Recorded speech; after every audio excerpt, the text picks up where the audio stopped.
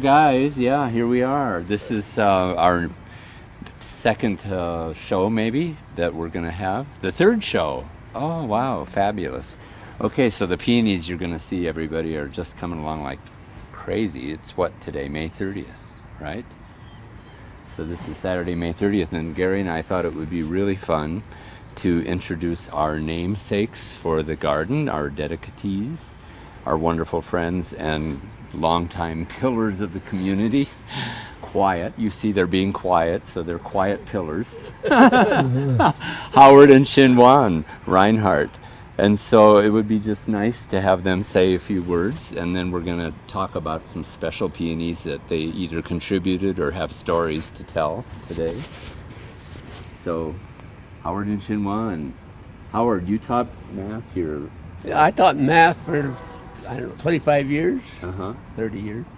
I thought it was 40. 25 or 30, you're a math guy, but who knows? Yeah, no, well, what the heck. So maybe it was 5 squared. Maybe. He even wrote a book that the school district used, published a math book that they used in the schools. Yeah, you're part of that math entourage of book writers? No. Well, not really. We did, Don Lofsgarden and I did write one book. And that's all the book. Well, I have been here not as long as Howard, but long enough to know that Howard was, I can say, chair of the math department at one point. They kind of roll that around, but they don't necessarily have to include you. And so he was somebody they loved having as chair of the math department. And then gradually the people at the university came to know what a great guy he is and willing to listen and support everybody, just a very loving kind of person. And so it followed naturally that he became president of the Faculty Senate at some point and faculty of the University Teachers Union. And those aren't forever roles, but they don't happen unless people have a good feeling about how you lead and that you're trustworthy. And then he became the dean of the College of Arts and Sciences. Were you dean when you retired? Oh, no, I went back to the math department for a year. Okay. And then I retired. Okay. So that was a deal I got with Don Hobby. Oh, that's nice. Don Hobby. Don Hobby was a great guy, great boss. Really wonderful. Well, anyway, that was Howard's illustrious career in part at the university. And I stopped in to see him one day, and I just thought I was the most important person in the world, and I don't even know if he knew me. I knew his daughter, their daughter, Claire, right? Claire, as a pianist. Here I am, Mr. Steinway, today. For those who don't know, I teach piano here at the U. And so he was just so fun to go visit. He just probably had a busy desk of things to do, but he made time. And anyway, we love Howard. So. And then Chinwon. And Chinwon, not quiet though she appears to be, she's going to tell us great stories, especially of one peony that just came from her friend in Ann Arbor, Michigan, that we're going to learn about today. But Chinwon, along with some dear friends, they were instrumental in forming the Missoula Farmers Market that is going on at this very minute, right? Right. So that's been going on. What year? Do you remember? It was 72. 72. I came in 78, so no wonder the vegetables were a little bit rancid by then. So anyway, and tell about the pea green boat. Yeah, the pea green boat. You and Mavis. Yeah, Mavis McKelvey was the other one, partner in crime. Right, and they both love reading and thought, oh, maybe you thought it would be good for children to have an hour on the radio. How'd that work out? Yeah, and there was a question. We wanted to name ourselves, and there was a little contest among friends, and my proposal was Pea Green Boat, and I won out. And I thought that really reading took you out of yourself into the world. It was a journey that you took, and you took it every day through Pea Green Boat. And now Pea Green Boat is a password around in Missoula. You raise a lot of money on KUFM because of Pea Green Boat. And my claim to fame was that I was the namer, but I plagiarized. You know, Pea Green Boat was Beatrix Potter, right? No. No, it was, what was it? It was that guy. Yeah, the funny man.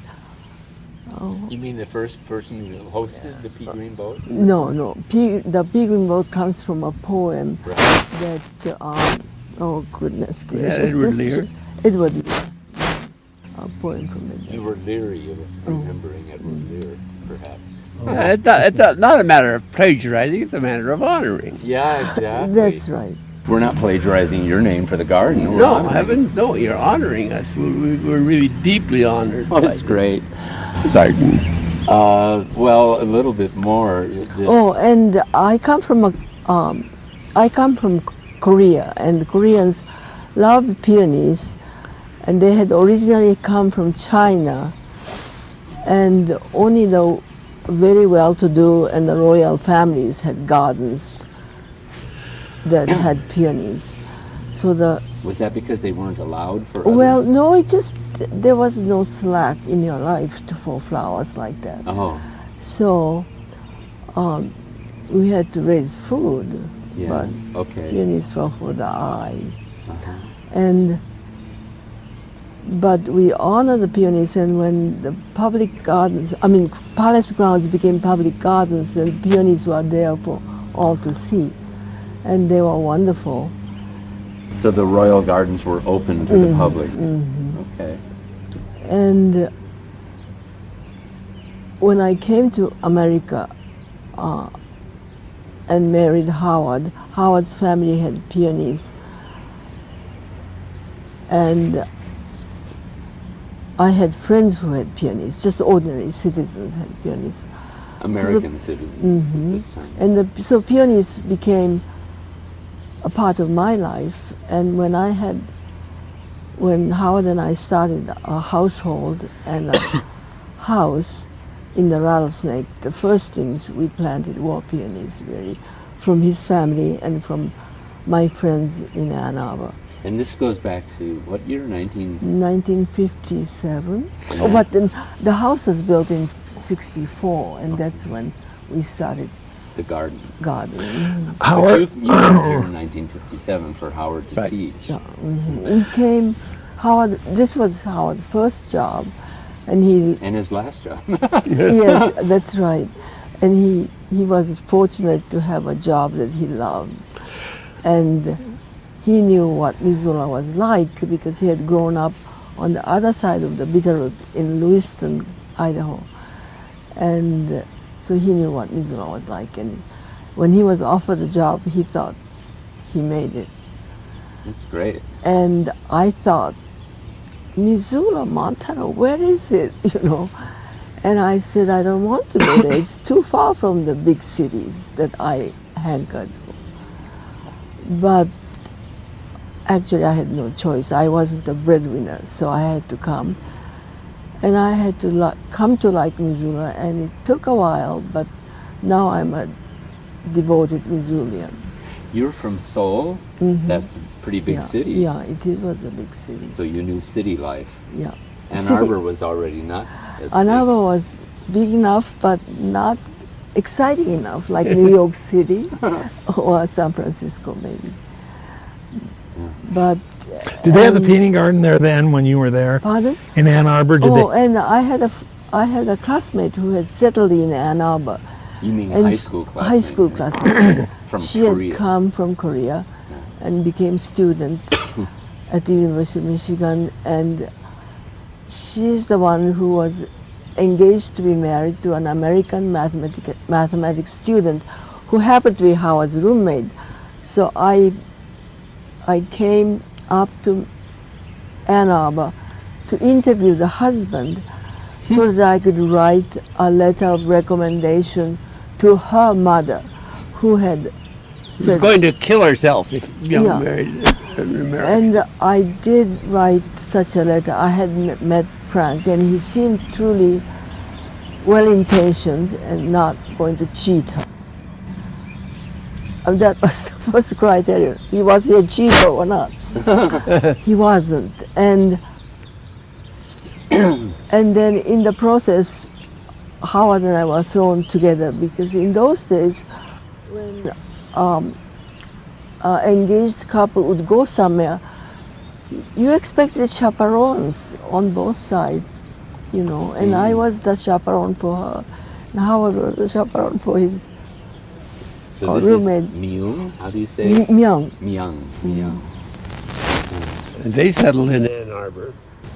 And they raised They him. put peonies in their garden, and when Myung heard about this garden, she insisted that she was going to send a peony for this garden. Which we planted like a month ago now, maybe? Yeah. Almost. Almost, I think. Yeah, we're going to go take a look And at it was a peony that she said was out of this world. She's a, is she I don't know what she is. enthusiast? Enthusiast.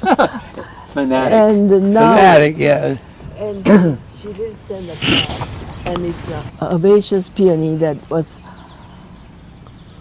smuggled out of China. American collector had gone to China and collected some peony roots, and then he had to precipitously leave China because China was at war within itself. I mean, there was a civil war. I think it was the Cultural Revolution. So this man came back with some peonies, roots that he couldn't really claim because he didn't go through the regular channels. So he sold them at a sort of a, there was a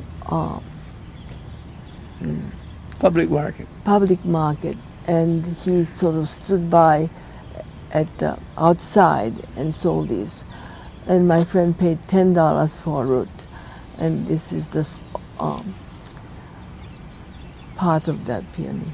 So we owe her $10. Well, no, she didn't ask for She $10. absorbed that, but she said, Steve and I were looking for a handle for the peony, and we decided Chinese emigre because it did come from China, and it didn't leave China willingly, but it was forced out in a way. So all kinds of little jokes that we could make. And my friend said that emigre sounded, you know, when you think about emigre, you think about the Russian immigrants, and they just left Russia in droves. Anybody who had money and ties to the Tsarist government. So you have emigre to us has this connotation of privileged and well-to-do who are dispossessed. And That sounds like this peony, kind of.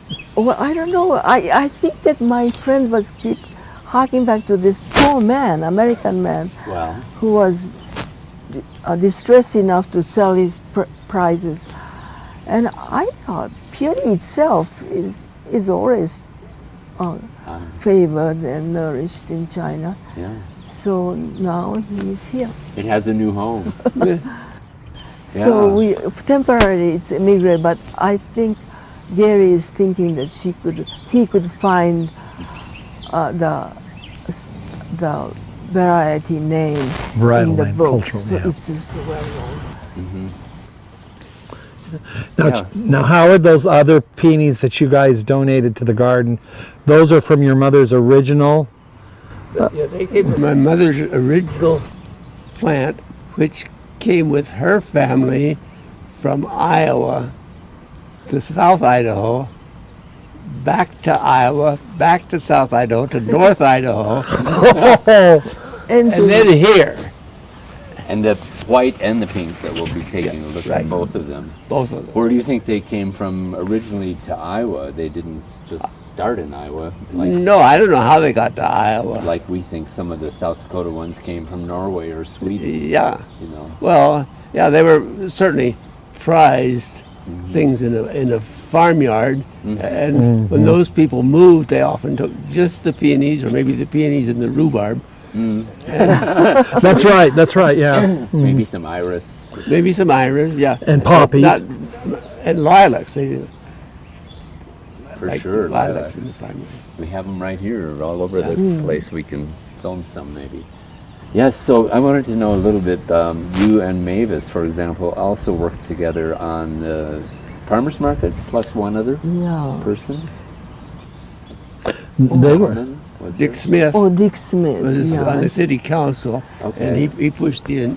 He made the enabling He was- change in the ordinance because there was a ban on selling from carts during the Depression year that was so rampant.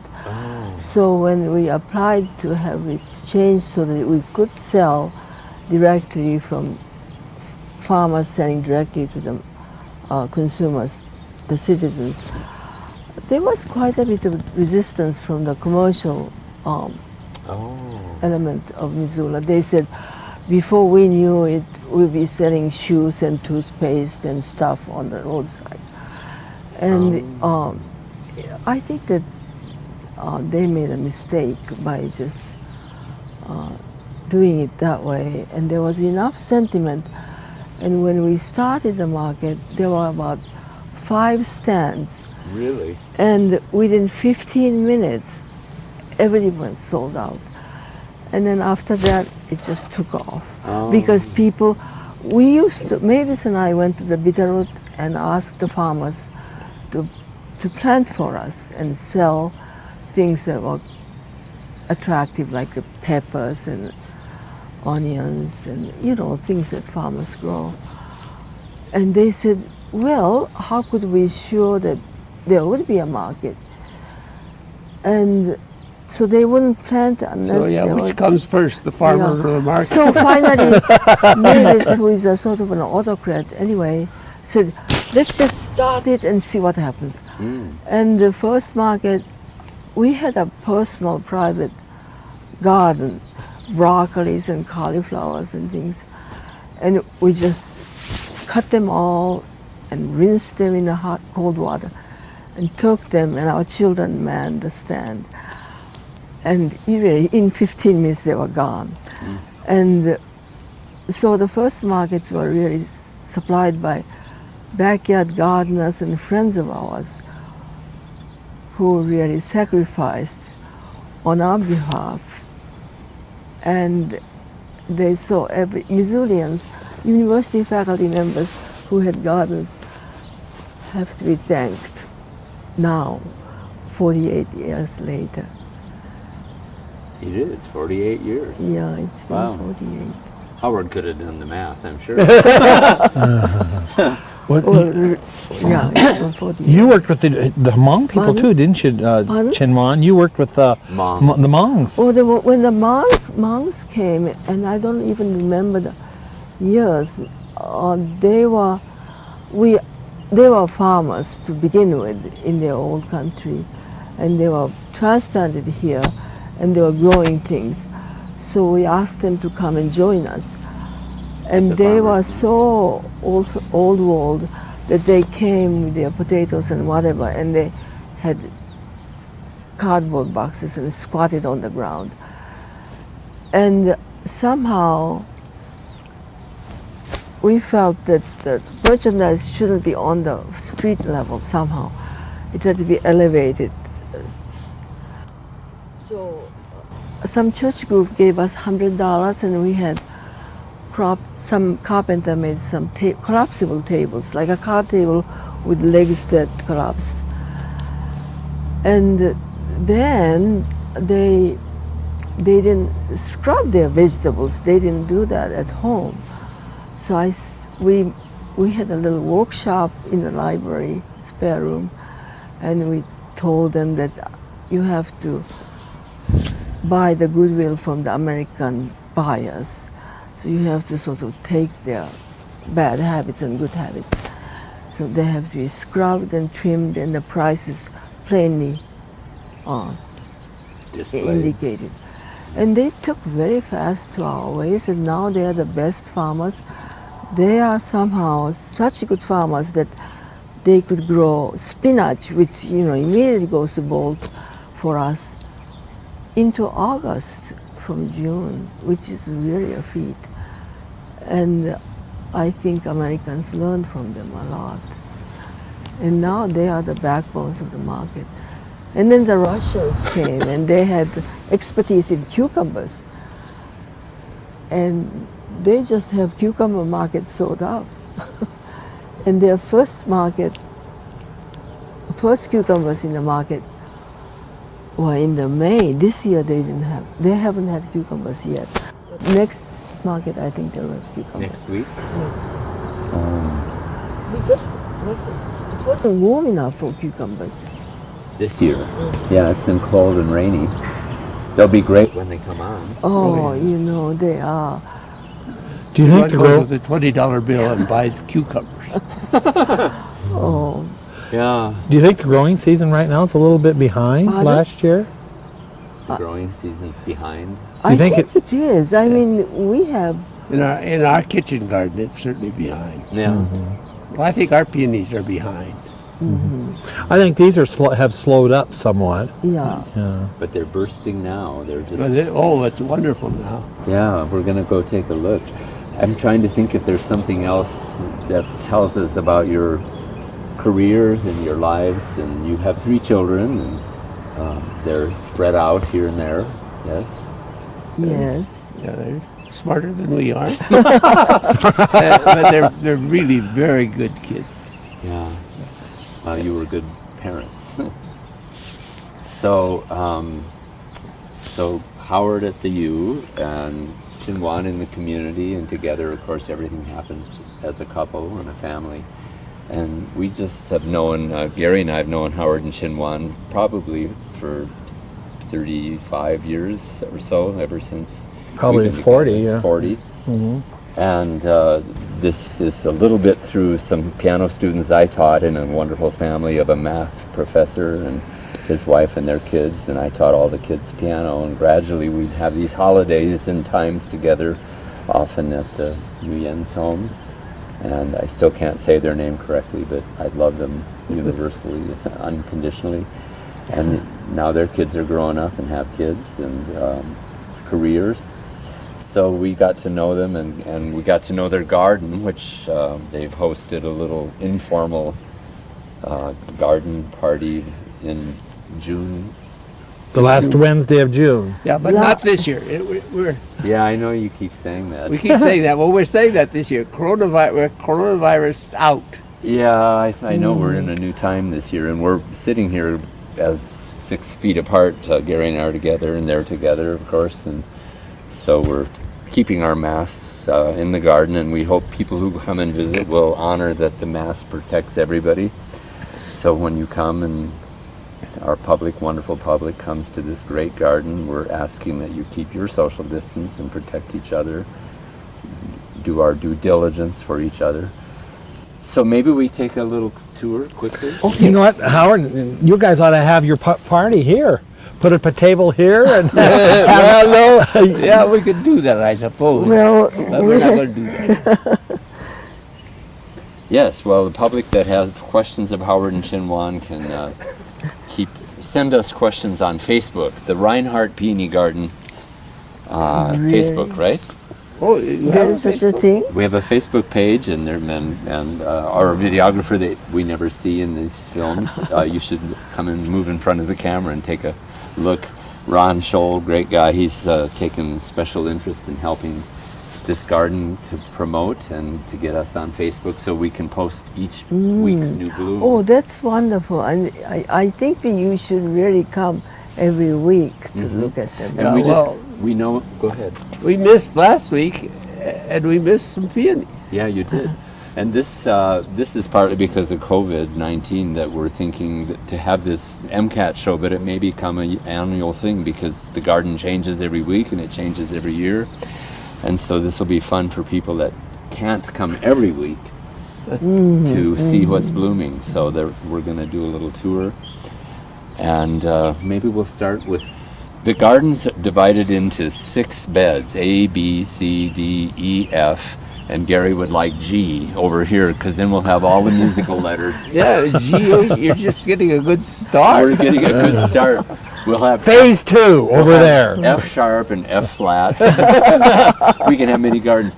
But this wonderful peony we're going to start with this morning, because Myung sent this from Ann And then Arbor. also, you should go to Ezra Pound before it fades. Oh, it will fade quickly. We're going to make sure we see it So with those 6 beds, A, 1, 2, 3, A, B, C, D, E, F, G, each peony has numbers, and the directory's coming out soon, and people that come to the garden will be able to get a directory and see what peony they're looking at and what year it was hybridized or registered with the American Peony Society or international registration. And the very first A1 is the Chinese emigre. We thought that needed a special start up the garden.